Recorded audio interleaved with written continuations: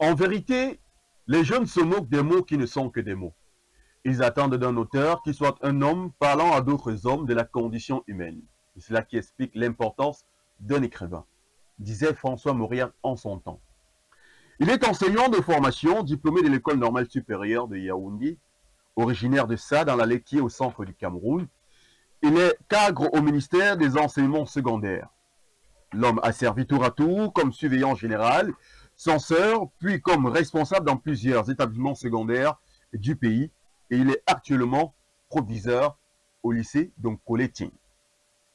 Son amour et sa passion démesurée pour la littérature l'ont singulièrement conduit vers le genre romanesque qui traite des questions d'éthique, de gouvernance et de développement en Afrique en général et au Cameroun en particulier. Pour cette autre production qui s'ouvre ce soir à la littérature, nous recevons Roger Etom Zogo. Il est auteur des ouvrages La Liéké, Acteur ou Marionnette, Regard sur plusieurs décennies aux côtés du pouvoir, édité par Chabel. Puis, le récent qui s'intitule Les Infortunés, un recueil de 6 nouvelles publiées aux éditions TIC. Ici, tribalisme, violence, accident, meurtre, abus, pratiques obscènes, cet art qui touche à la dépravation des mœurs passe au crible de la pensée de l'auteur, Roger Etom Zogo, qui nous fait l'honneur d'être notre invité de ce soir pour cette autre production hebdomadaire de 7 minutes pour convaincre à caractère livresque. Bonsoir, Roger Etom. Oui, bonsoir mon cher. C'est moi qui vous remercie plutôt de m'avoir convié sur votre plateau, ce plateau que j'ai souvent admiré à distance. Je salue au passage le travail de SAP que vous faites pour l'émergence du Cameroun, pour la valorisation de la culture camerounaise et africaine. Donc, je suis un habitué, un abonné de votre émission 7 minutes pour convaincre. Et si j'ai l'occasion de me retrouver ici, ça peut être avec beaucoup d'émotion et de joie. Merci pour cette marque de reconnaissance que vous envoyez à l'endroit d'Afrique Informe Télévision, à l'endroit de toute la rédaction et à l'endroit de tout le personnel, et il faut le dire. Afrique Informe, cette chaîne panafricaine que vous pouvez désormais regarder via le satellite Amos 17 et également en téléchargeant l'application mobile Afrique Informe sur Play Store pour nous suivre en permanence et au quotidien pour ne rater aucune actualité et aucun de nos programmes. Alors, vous êtes aujourd'hui sur ce plateau aujourd'hui pour que nous puissions éveiller l'ensemble des téléspectateurs qui nous regardent de par le monde entier. Et nous allons rappeler d'entrée de jeu que vous êtes enseignant et écrivain. Vous avez choisi de nourrir votre passion de ce côté de la littérature et de pouvoir donner de tout votre savoir pour pouvoir éveiller et pour pouvoir développer l'Afrique en général et le Cameroun en particulier. Alors, vous êtes sur le plateau de 7 minutes pour convaincre et le principe ou encore le principe de l'émission il est simple. Nous avons 2 rubriques. La première qui est consacrée à 7 questions magiques. Ici, il s'agit pour l'invité de répondre à toutes les questions par oui ou par non. Et il a droit à un seul joker, c'est-à-dire il peut dire non à une seule question des 7. Est-ce que vous êtes prêt pour qu'on puisse commencer avec les 7 questions magiques? Je vais faire l'effort d'être à votre niveau. J'avoue que ce n'est pas très facile comme tâche. Ce n'est pas très facile, mais ce n'est pas aussi très difficile. Nous allons commencer avec la toute première question. Chaque année, vous vendez des places pour l'entrée en 6e dans votre établissement. Oui ou non? Non. Vous avez déjà eu à flirter avec une de vos collaboratrices au lycée. Oui ou non? Non. Les conditions de travail de l'enseignant au Cameroun sont précaires. Oui ou non? Oui. Votre épouse est une femme comblée car vous ne l'avez jamais trompée avec une autre. Oui ou non?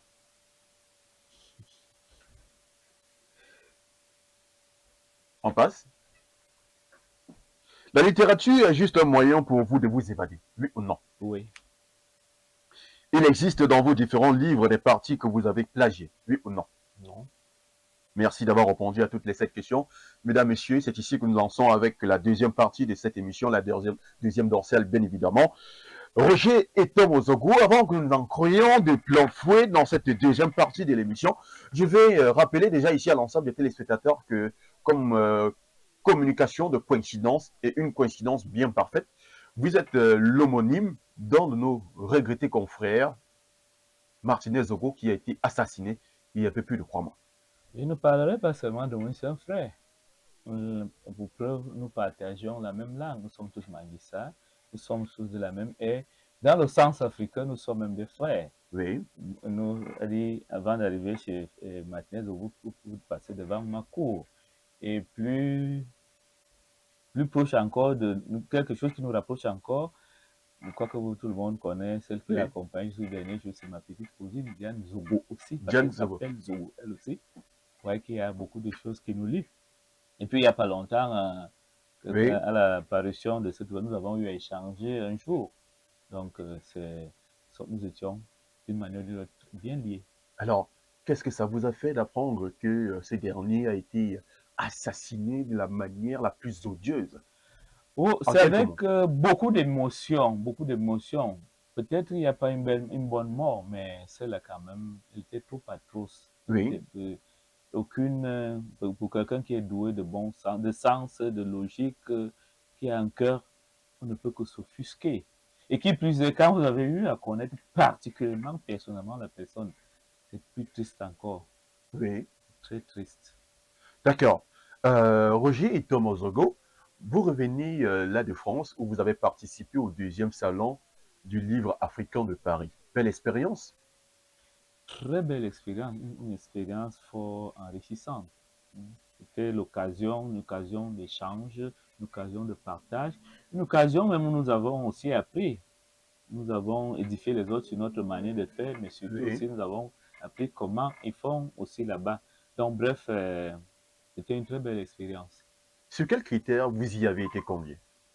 Bon, disons que c'est l'organisateur, Monsieur Éric Monjou, lance un appel à toutes les maisons d'édition, à tous les acteurs du livre, Oui. les éditeurs, les écrivains, les distributeurs, bref, tout le monde. Et là, je suis parti sous le couvert d'un éditeur dont vous avez vu le nom là-bas, l'éthique, Oui. l'éditeur qui est basé à Banganté. Et puis, c'est d'abord l'éditeur qui est devant et les écrivains qui sont dans son label sont aussi présents. Donc, lance un appel qu'on lance à toutes les... C'est ouvert à tout le monde d'abord, c'est Oui. ouvert à tout le monde. Mais d'abord aux éditeurs, et puis les éditeurs sont accompagnés par les écrivains qu'ils ont parrainés. Dans ce cadre-là que je suis allé, c'est mon éditeur qui a sélectionné suivant Oui. les rubriques et qui m'a fait l'honneur de proposer ma candidature. D'accord. Alors, dans mon entame prélégoménale, j'ai eu à dire que vous êtes un écrivain et vous avez déjà commis sur le marché au moins 2 ouvrages. Le premier qui est L'Allié qui est Acteur ou acteur marionnette, ou marionnette, regard regard sur sur plusieurs plusieurs décennies aux côtés du du pouvoir. pouvoir, édité par Chabel, Les éditions du Chabel, édition de Chabel. Et par la suite, Mana. nous avons Les Infortunés, oui, Les Infortunés ici, qui à l'intérieur essayent un peu de ressortir un certain nombre de tares et avatars que vivent les Camerounais. Alors, avant qu'on en arrive un peu plus amplement à l'intérieur de ce document, j'aimerais déjà poser la question de savoir, Roger et Tom Ozogo, comment avez-vous contracté le virus de l'écriture? Bon, à un moment, je crois qu'on est écrivain, on ne devient pas écrivain. C'est dans les gènes, c'est en nous. Très tôt, je ne sais pas, est-ce que c'était une déformation? J'ai toujours eu à écrire, à griffonner, des graffitis à gauche, à droite. Et c'est comme ça que j'ai développé ça. J'ai toujours eu à écrire, à lire et à écrire. Donc très tôt, j'écrivais toujours. Et ça m'a même souvent valu beaucoup de sanctions, même à l'école, même à la maison. Oui, Par exemple, quand vous avez votre vous mangez après, vous griffonnez quelque part, là, ça oui. énerve. À l'église, partout, je peux me trouver toujours dès que je sens quelque chose, je vais le graver quelque part. Donc, c'est comment? Donc, au départ, je peux dire que c'est dans les gènes, c'est inné. Et puis aussi, c'est entretenu par la lecture. J'ai toujours C'est depuis le bas âge. oui, le bas âge, au-delà de ce que nous étions jeunes, nous lisions les Kwaku, les bandes dessinées, Kim, Blair et autres. Nous avons aussi commencé à lire très tôt. Je me rappelle l'ouvrage que j'ai vraiment lu et dévoré, c'était Camara Light, l'enfant noir. On m'a commissionné pour aller puiser l'eau quelque part là. Je me suis assis, je ne sais pas si j'ai ramené l'eau, je ne sais Oui. pas si j'ai ramené le seau, mais c'est une chose que j'ai dévoré, un livre qui m'a marqué pour toute la vie. D'accord. Vous vous illustrez comme étant un écrivain qui est proche du lectorat.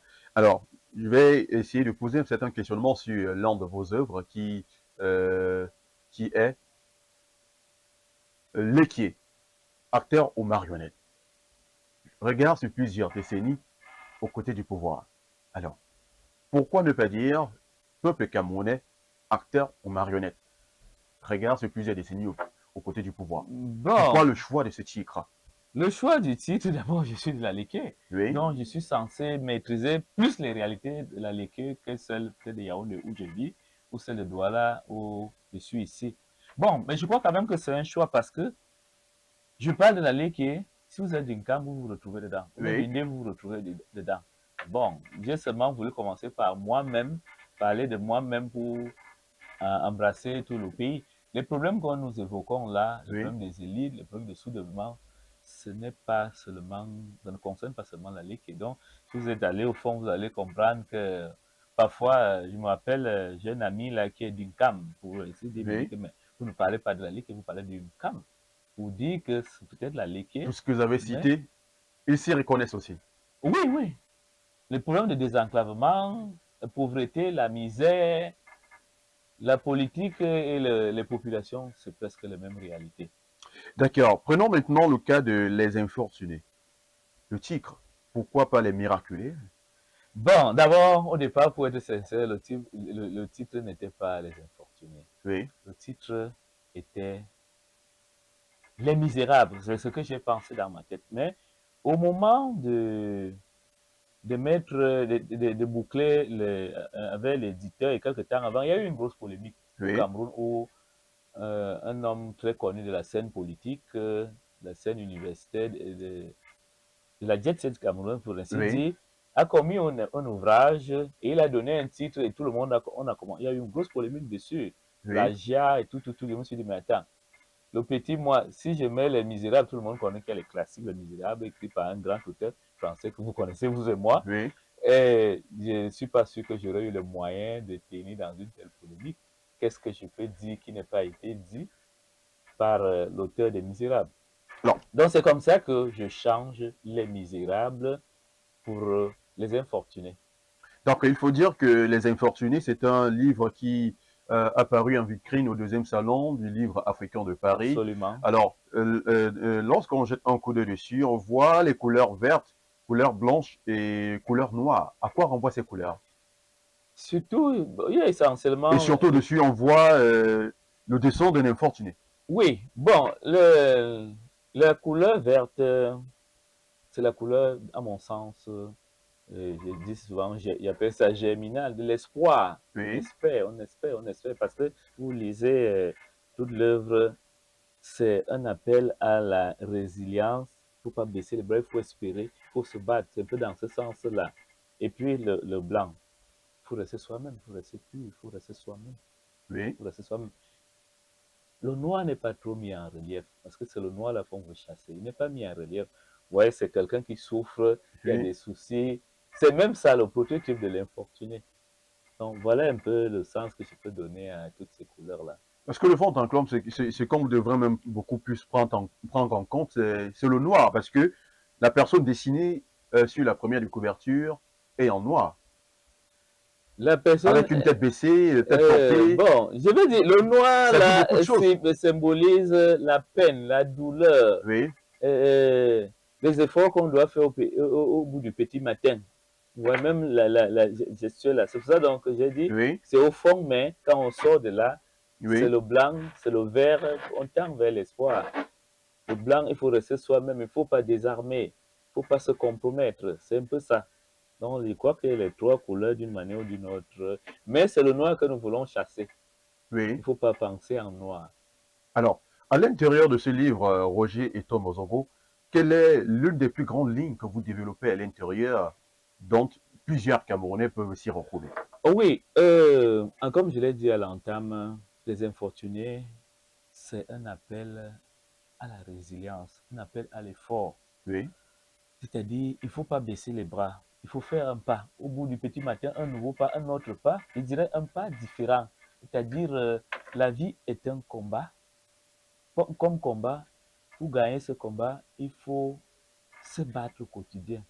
il faut être les forçats au quotidien pour gagner ce combat. C'est un peu le message que nous voulons donner là. Non à cette fatalité qui veut que je ne peux pas, je ne peux pas. Oui, je peux. Donc, avec les infortunés, je voudrais dire ceci, nous pouvons, nous devons, nous allons. Est-ce qu'à l'intérieur, vous essayez un peu de faire une sorte de critique gouvernementale? Bon, je ne sais pas ce que vous entendez par la critique gouvernementale.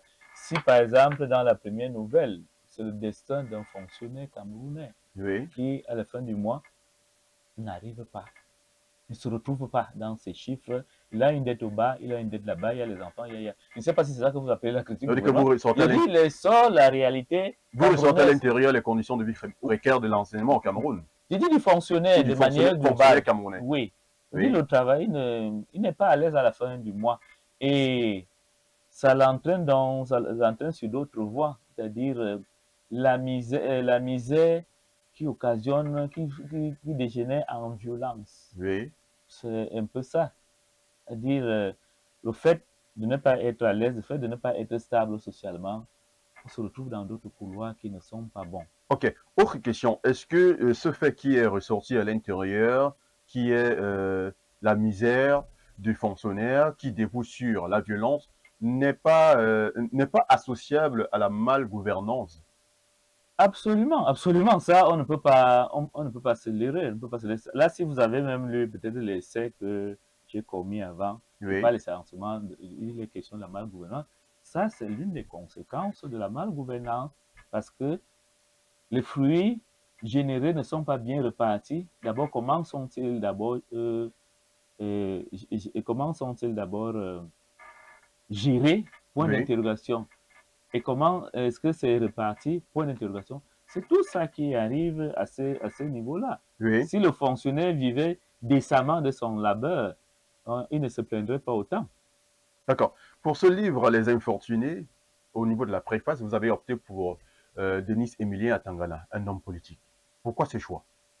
Vous voyez l'homme politique, je vois un homme de culture. Oui. Je vois un homme de culture, un homme éveillé. C'est d'abord l'homme de culture que j'ai vu, où j'étais un regard sur cette œuvre-là.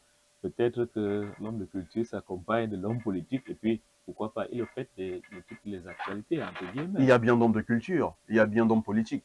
Mais c'est la raison pour laquelle je suis en train de poser la question de savoir pourquoi vous avez hermétiquement opté pour la personne de Denis Emilien Atangana, qui est un homme politique, qui est aussi hostile au gouvernement, parfois sur des questions liées à la gouvernance. Bon, déjà, vous avez utilisé le mot hermétiquement, je ne sais pas à quoi ça renvoie, mais ce que je vais dire, Non, vous me comprenez parfaitement. Oui, bon, ce que je vais dire, c'est que, bon, je ne peux pas aussi ne pas le reconnaître ici que je partage sa vision sur un certain plan. Voilà un jeune qui donne envie de faire aux jeunes. C'est un peu ce que je veux stipuler dans mon œuvre, il faut se battre, il se bat. Il y a plein de jeunes comme lui qui n'auraient jamais ce courage qu'il a eu. Je vous rappelle qu'il est de la Liké où le combat est très difficile, très compliqué. Donc c'est d'abord le courage de l'homme au quotidien que je salue. Et en dehors de ça... Est-ce que M. Roger et Tom veulent nous faire savoir que la préface de ce livre a été faite par proximité sociologique? Bon, ce serait très facile de le dire, mais je réitère que c'est un homme, j'ai vu un homme de culture, oui. Bon, peut-être doublé du statut de politique. Oui. Lui et moi, nous partageons certaines choses, peut-être pas forcément politiques, on se retrouve, on échange telle chose. Et puis, avant aussi, en termes de préface, c'est pas tout le monde qui est prêt à le faire. C'est pas tout le monde qui a les arguments ou bien les mots nécessaires pour le faire. D'accord, si vous le dites. Alors, Roger et Thomas, quelle est la place, selon vous, que l'écrivain engagé occupe au sein de la société, premièrement, africaine et deuxièmement, au Cameroun, qui est en mal de développement? Ce que je veux dire, quoi que vous avez dit, ça l'entame là, que pourquoi j'écris par passion, et surtout aussi, les nouvelles technologies, les nouveaux moyens de communication ont vite fait de léguer le livre et l'écriture au second plan.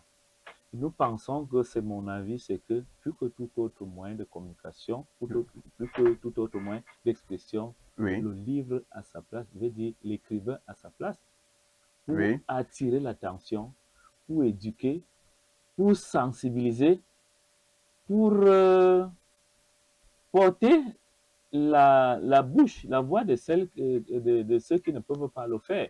Donc, quel que soit le cas, l'écrivain a sa place aujourd'hui. Plus grave, nous sommes dans un monde qui est essentiellement virtuel. Dans un monde comme le Cameroun, dans une société comme celle du Cameroun actuellement, Oui. pensez-vous vraiment que l'écrivain a sa place indiquée? L'écrivain doit avoir sa place. Parce Elle que elle doit avoir sa place. il doit avoir sa place. Il doit avoir sa place. Il doit avoir sa Ce qui place. veut dire que subtilement, il ne l'a pas encore. Il ne l'a pas beaucoup. Pourquoi? Parce que on a parlé des échanges que nous avons eus dans le cadre de beaucoup Oui, de salons et autres. C'est un acteur de la première classe de du la développement. société, du développement. Ailleurs, il est soutenu, il est encouragé. Mais chez nous, ce n'est pas le cas. Par exemple, ça, c'est une œuvre à compte d'auteur. Vous ne verrez jamais quelqu'un à Yaoundé au Cameroun qui accepterait de produire ce genre d'œuvre.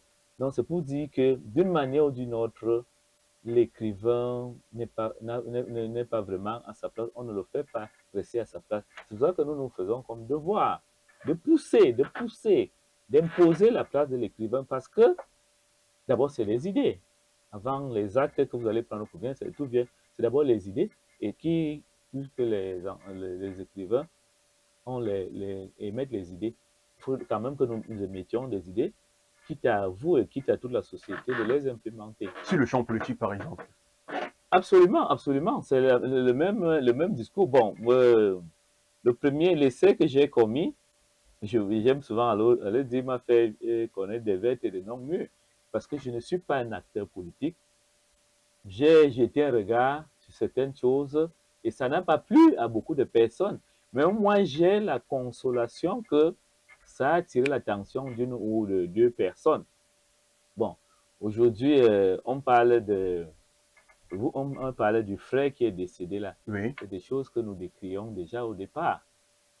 Il y a un aîné qui est mort dans notre contexte que vous connaissez, une grosse élite politique.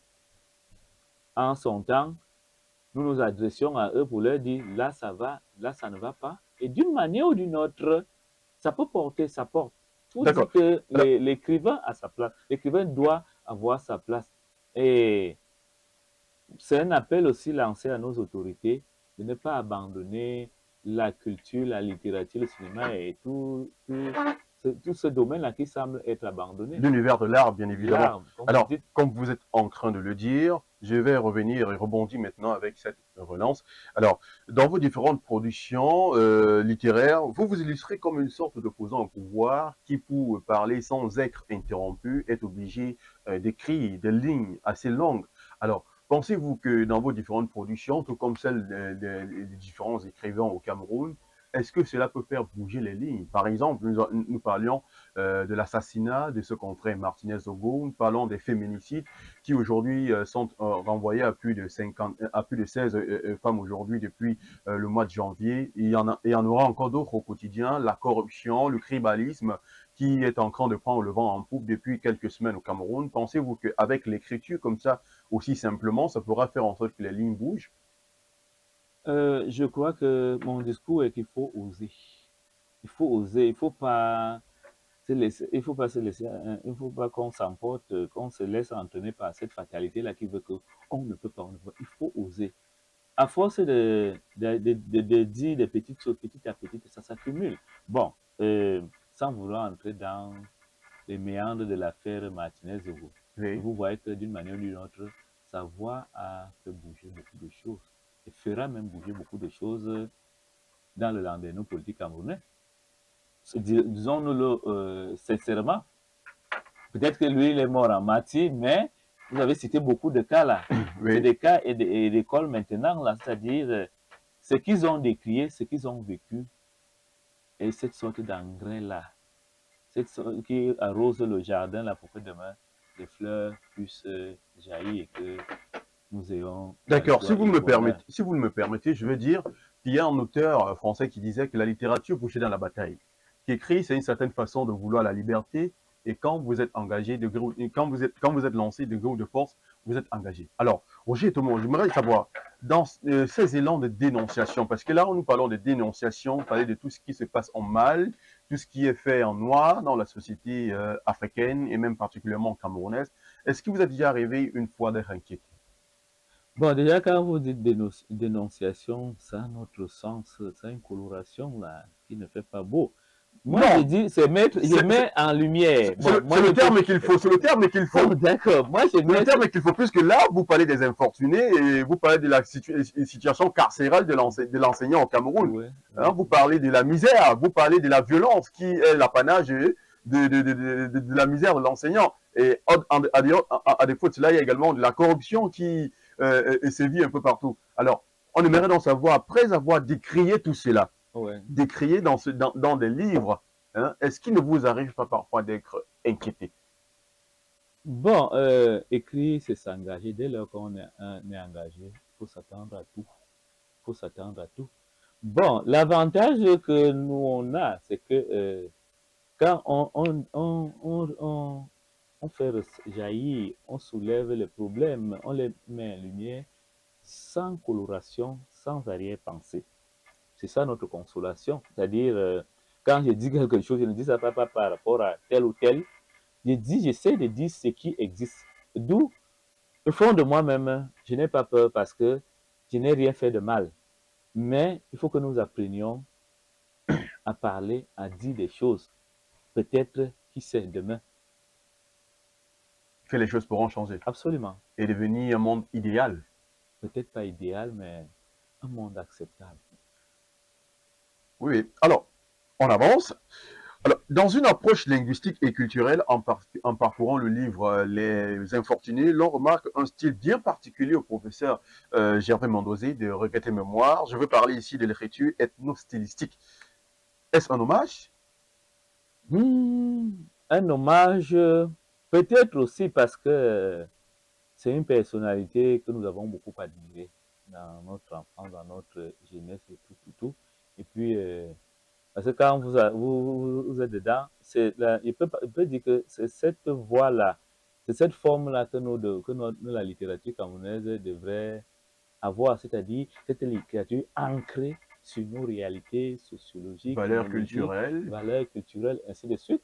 Par exemple, quand vous allez dedans, euh, vous allez trouver le nom Kololun, qui est typiquement camerounais, Les Nombom, Wembom, Tara, Tara, Bikutsi et tout. Bikutsi et tout. Makossa et tout. Voilà, donc c'est notre approche, c'est ce que nous voulons, le visage que nous voulons donner à la nouvelle littérature camerounaise, c'est-à-dire celle qui est ancrée sur nos réalités. La préservation des valeurs. Absolument. Et qui sait, c'est peut-être, comme vous l'avez dit, un clin d'œil à cet éminent professeur. Ça, personne ne peut lui enlever cela. Alors, si on vous posait la question, Monsieur Roger, quel est cet autre écrivain contemporain ou antique qui a forcé votre amour, votre passion, votre envie démesurée à devenir un écrivain? Que Oui. diriez-vous? Bon, je n'aime pas beaucoup sortir de mon cadre. J'aime être moi-même, j'aime être proche de mes réalités. J'avoue que j'ai un aîné et curieusement, peut-être vous allez dire que le choix, vous allez trouver une relation sur le plan sociologique. C'est bien Non, Cécile non, Abega. non. Quand elle écrivait, déjà que je l'ai connu personnellement, j'avais beaucoup d'admiration pour lui. Oui. Sa manière de... Son style. Son style, sa manière de faire. Oui. Et à côté de lui, il y a un autre qui vit encore, Pabi Mongo. Oui. J'ai beaucoup eu d'admiration pour ces deux-là. C'est-à-dire, quand tu les lis, tu te reconnais, tu comprends facilement parce que c'est autour de nous. Donc, voilà, les deux vraiment qui m'ont beaucoup marqué et qui ont peut-être aiguisé ma soif d'écrire ou de lire. Alors, il ne vous arrive pas parfois, lors de vos envolées littéraires, de pouvoir faire revenir quelques petits mots de ces derniers dans vos ouvrages?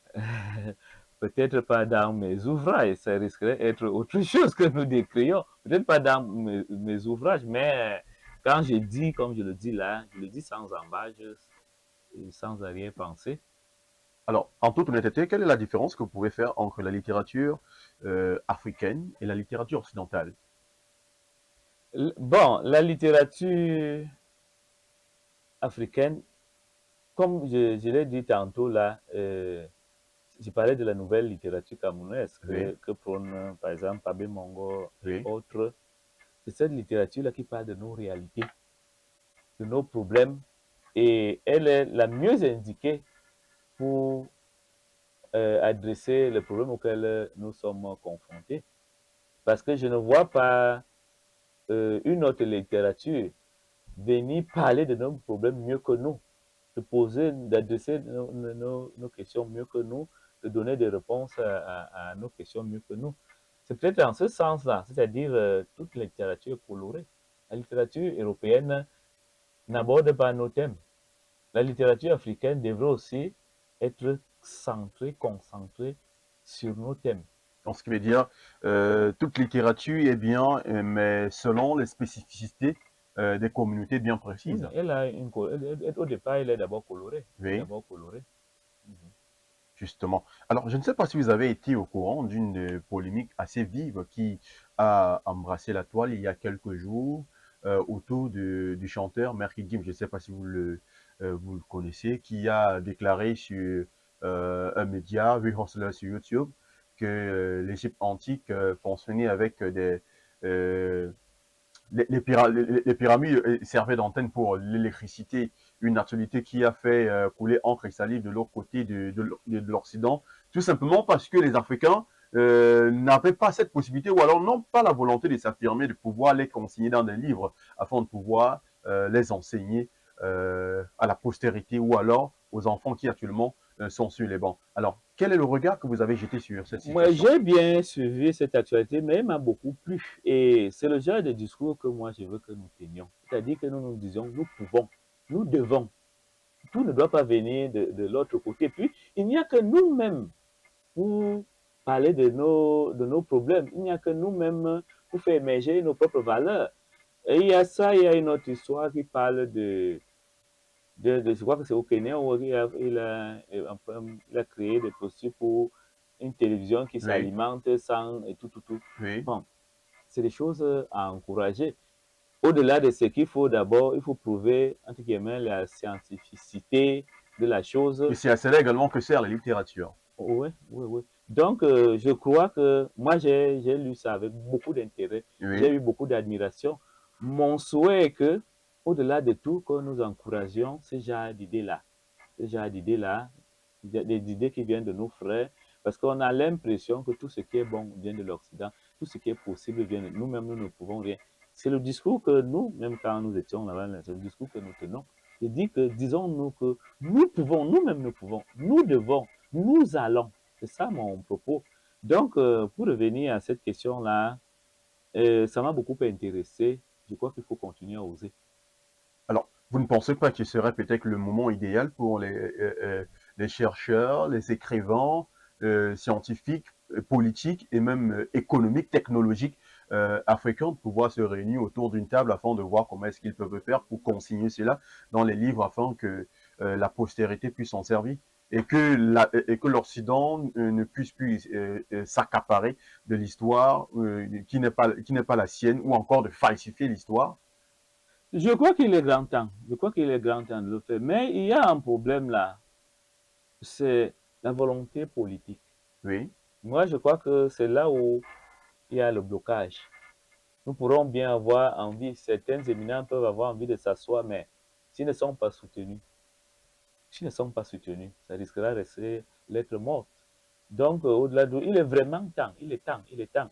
Et c'est pour cela que quand nous discutons avec ces gens-là et tout, tout, tout, nous voulons, nous abordons, nous voulons être entre guillemets imbus de nous-mêmes. Nous voulons dire que nous sommes aussi forts, nous sommes grands, nous pouvons. oui. Pas se mettre dans une position de défaitiste. Il faut dire que nous pouvons aussi, nous devons, il faut tout mettre en œuvre pour arriver là, arriver là. Et je me rappelle, il y avait un débat avec nos amis de l'autre côté, la diaspora. Oui, Je leur disais que le tout n'est pas de critiquer et d'être de l'autre côté. il faut pouvoir revenir, nous faire profiter de ce que vous avez engrangé là-bas comme ressources intellectuelles, comme possibilités matérielles, je ne sais pas. Parce que maintenant, c'est très difficile parce que j'ai peur que la diaspora ne soit que là pour donner des leçons, pour ne pas proposer des solutions. C'est un peu ça. Donc, je vais dire, pour vous rejoindre sur cette question-là, que c'est le moment ou jamais. Le moment ou jamais. Oui. Ben, nous savons toujours qu'il y a quelquefois des petits réticents. C'est ce que j'ai dit, c'est-à-dire, prenons quand même ce courage-là de commencer, d'oser, quitte à revenir ce que j'ai dit là, qu'il y a des blocages sur le plan politique, ainsi de suite. Alors, et si je vous demandais ceci, quel est l'accompagnement que le gouvernement camerounais apporte sur le plan de la littérature au Cameroun? Ah, je voudrais être, peut-être que je vais m'attirer les foudres des grands fonctionnaires du ministère de la Culture, pas suffisamment, très peu de place. Je veux le dire de manière très simple. Pour, pour ce livre, j'ai demandé un soutien, on m'a dit que, j'ai écrit même 3 fois, on me dit, d'abord, on ne veut pas un éditeur étranger. Bon, maintenant, c'est un éditeur quand on te dit qu'il n'y a pas la ligne. Or, à contrario, j'ai vu un confrère qui a écrit une œuvre qui soutenait le prince, qui a été financée peut-être à 500%. Vous voyez donc, c'est-à-dire c'est quand c'est pour l'intérêt du prince que... Le prince, il s'agit de qui, le prince? Ah, le prince Le prince, de la cité. le prince de la cité. Oui. Donc, c'est-à-dire le fils du président de la République. Je n'ai pas parlé du le prince de la cité. Nous sommes dans une principauté, c'est le prince qui gouverne la cité. Ah, ça je ne le savais pas. Non, ce que je vais dire, c'est que quand l'œuvre a une coloration, c'est-à-dire il faut chanter les louanges du prince. Dans une coloration laudative. Laudative, vous le dites, c'est facile. Mais il y a plein d'œuvres qui dorment comme ça, et c'est la même chose. Il y a plein de travaux de nos chercheurs, de nos universitaires qui dorment. Qui se meurent là. Mais quand il va falloir célébrer les louanges du prince ou de la princesse, ce sera très facile. Alors, et quelles sont les dispositions que vous, en collégialité, vous pouvez prendre, ou alors que vous preniez pour que cela puisse s'amuser, pour que cela puisse s'arrêter? Il ne suffit pas seulement de dire que telle chose se passe. Quelles sont les dispositions que vous, à votre niveau, vous prenez? Comme je reviens toujours sur mon mot, on ose se réunir à plusieurs cadres là. On se réunit, on émet des idées, on essaie ensemble d'envisager des solutions. J'ai vu l'autre jour, j'ai échangé avec notre nez, Pabé Mongo, c'est toujours des cadres, un peu comme vous faites là avec les awards. C'est des occasions comme ça qui permettent un peu de revaloriser cette chose dont la valeur est perdue là. Donc, nous cherchons à nous réunir tout le temps, émettre des idées et échafauder ensemble des plans de solution. C'est ça. Et continuer à poser le problème à l'élite politique, à l'élite gouvernante, à leur présenter nos projets, nos doléances. Qui sait, peut-être demain. D'accord. Nous allons peut-être sortir déjà de cette émission. Monsieur Roger Etomor, Zogo, nous rappelons déjà que vous êtes enseignant et écrivain, non moins proviseur de lycée de Nkoleting, dans l'arrondissement de Dokola. Alors, avant que nous ne sortions, prenons encore le livre Les Infortunés, qui retrace ici les tares et avatars des populations camerounaises au Cameroun. On parle à l'intérieur du tribalisme, on parle des assassinats, on parle de la violence, on parle du népotisme, on parle du tribalisme à l'intérieur. Bref, on va tout simplement dire que ce livre est un tout qui essaye un peu de rassembler dans un tout petit livre la grande nation camerounaise que vous reconnaissez tant. Alors, maintenant, qu'est-ce qui pourrait, monsieur Roger Tomo, forcer l'attention et la considération du lecteur pour pouvoir aller acheter ce livre et où? Qu'est-ce qui... D'abord, les thématiques, les thèmes, les sujets abordés sont évocateurs. C'est des choses que nous vivons au quotidien. Par exemple, quand vous avez la deuxième nouvelle, il m'a fait découvrir le ciel. C'est des sujets que nous vivons autour de nous. C'est très proche de nous. Ce sont nos propres réalités. Quoi de plus normal de les vivre? Oui. Donc, les thématiques développées sont d'une actualité criarde et sont d'une proximité qu'on ne peut plus niés, dont les thématiques sont proches de nous. Et bon, essentiellement, le livre, on le trouve sur Amazon ou alors chez l'éditeur ou dans les grandes surfaces, les librairies de Yaoundé. D'accord. Oui.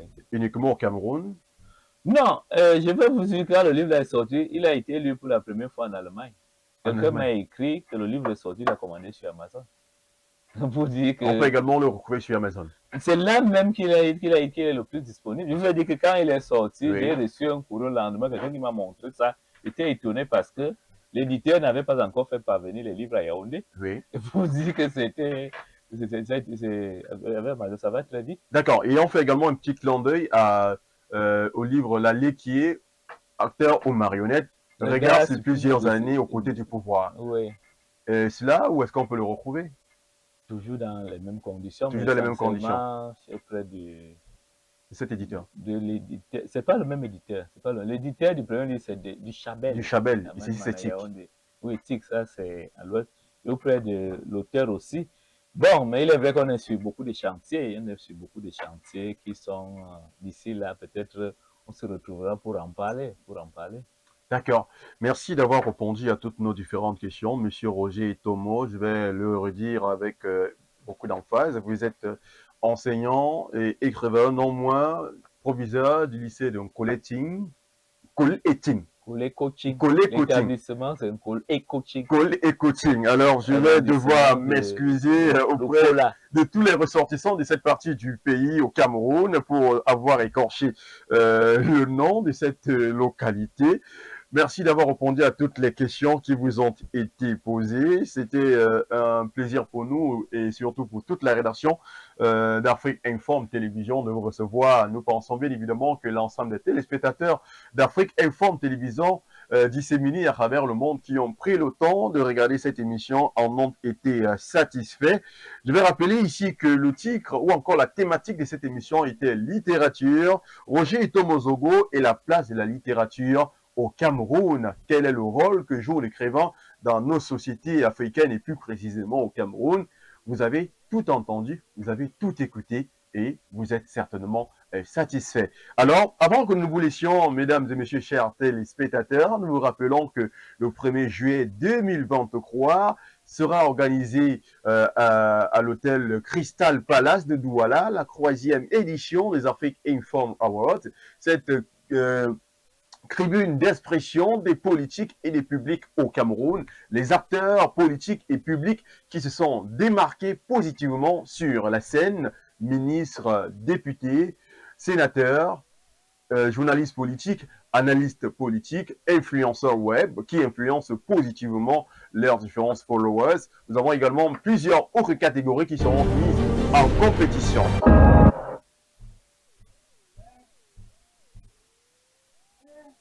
L'histoire.